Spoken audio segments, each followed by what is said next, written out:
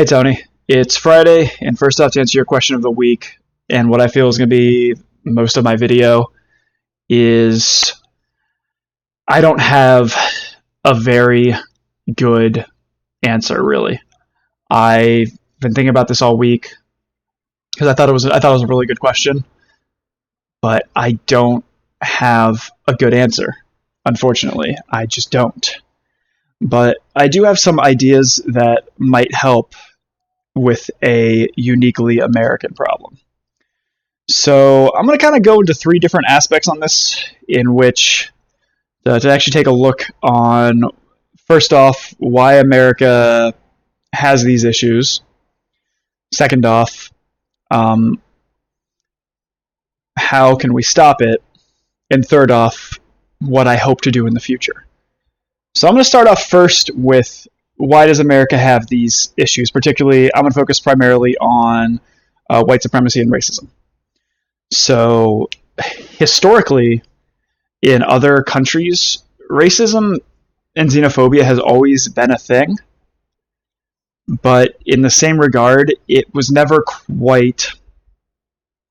It wasn't as much important how you looked, as much of how you thought, and as much of what God you believed in. That's why you had the benefit of, like, in the Middle Ages, there certainly was racism of a kind, but most of it was, you don't believe in my God, and religious concerns were more important than, the way people look differently. That's one thing. America never really had that same thing in a way.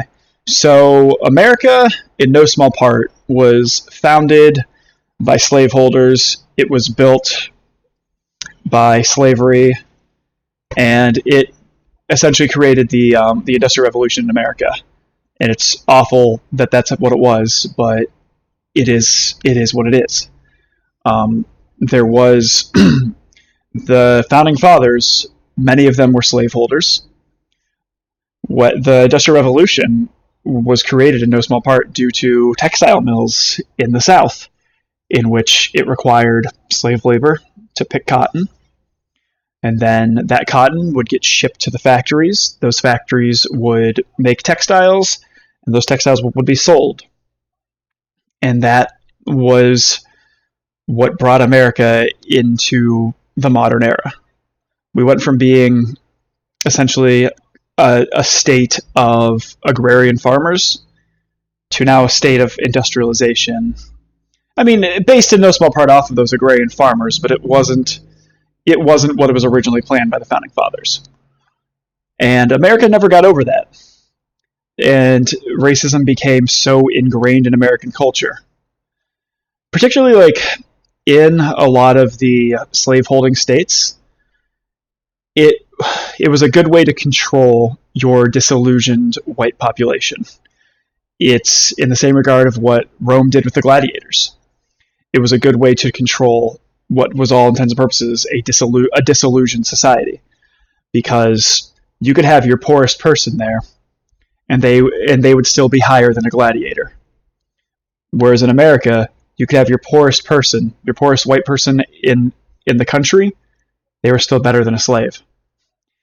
And that was a way to kind of create a not a national ideal, but it created a way of population control.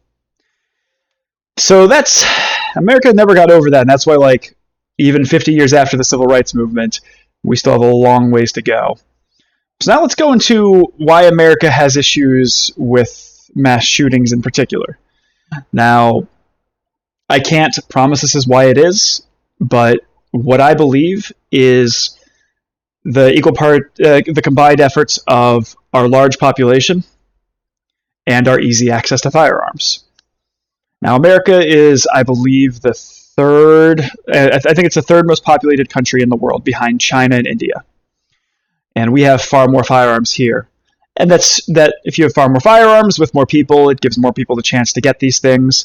And just by nature of populations, you have more people, you're going to have more crime, etc., etc. Now, there are several social issues that cause crime, but at it's a very basic level. You have more crime if you have more people because there are more people who commit the crimes. Now that crime rate might be far lower, but you still will have a higher population of criminals in your country if you have a higher population of people. And so I think that is why America particularly has an issue with mass shootings, and I think they go hand in hand. Now, I don't have any really good solutions on how to stop mass shootings and things from happening. Like, if because I do believe that people should have a right to have firearms. I think I think the Second Amendment is taken too literally. I also think it's been interpreted incorrectly. But at its very basic state, I do believe that people should have the rights to firearms for hunting and for self-defense. I'm not saying like for home defense, totally understandable. I don't think you need, high magazine rifles for home defense, but that's an issue for another day.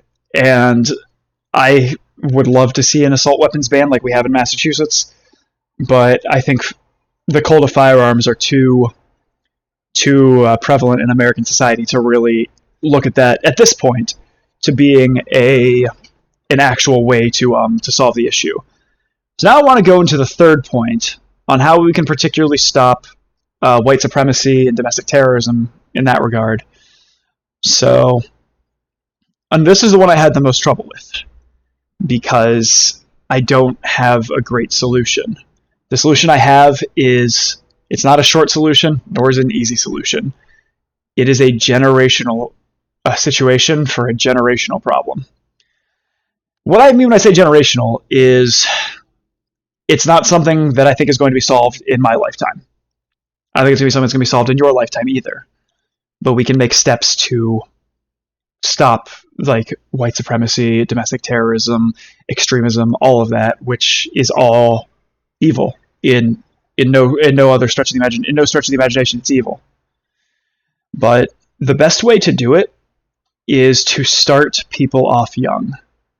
Teach them from a young age that we are all people. You're not better than anyone just because of your skin pigment. It simply just showed where you were born or where your family was born millennia ago. And there's no biological difference. Like there have been biological studies, there's no difference in races. We're the exact same. I have more in common with, say, LeBron James than I do with Tayler. In the way DNA works. Only because like there is a legitimate difference between sex, but race is absolutely nothing. It's literally skin pigment. And it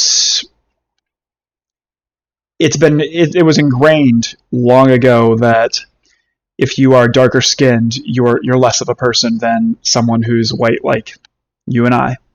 And that's wrong. Like that is completely a wrong statement. It's a statement that has always been firmly believed by people. So you have to first off by starting children young, let them know that there's no difference. We are all people. We're all on this earth together, and we all need to work together in order to make it through. That's the first way to help. You also need to have some government interactions to kind of address a lot of these issues. Now, President Trump stokes racial animosity. That's not saying as a political statement.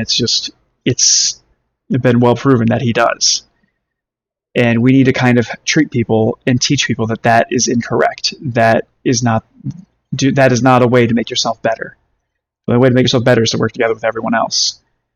So this is a problem that you and I can make a lot of strides for in our life, but I do sincerely believe it will firmly be on our children and our children's children to completely rid the world of the scourge of racism.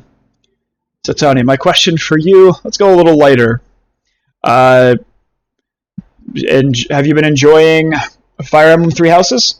Tony, I'll see you on Tuesday. Later, bro.